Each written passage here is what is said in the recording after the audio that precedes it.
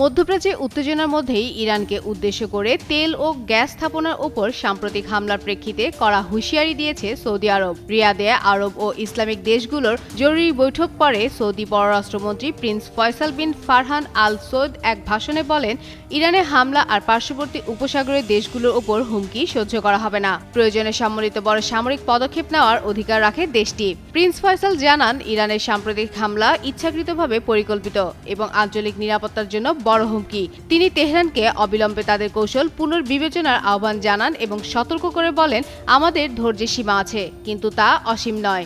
গরমে আরাম নিয়ে হবে না হাহুতাশ, ঘুরলে পরে ওয়ালটন ফ্যান বাতাস আর বাতাস।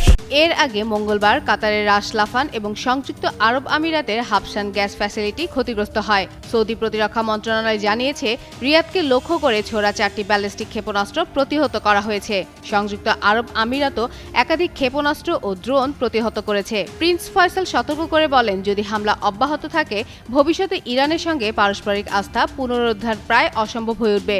এ ঘটনায় আন্তর্জাতিক পর্যবেক্ষকদের মধ্যে উদ্বেগ দিন দিন বেড়েই চলছে।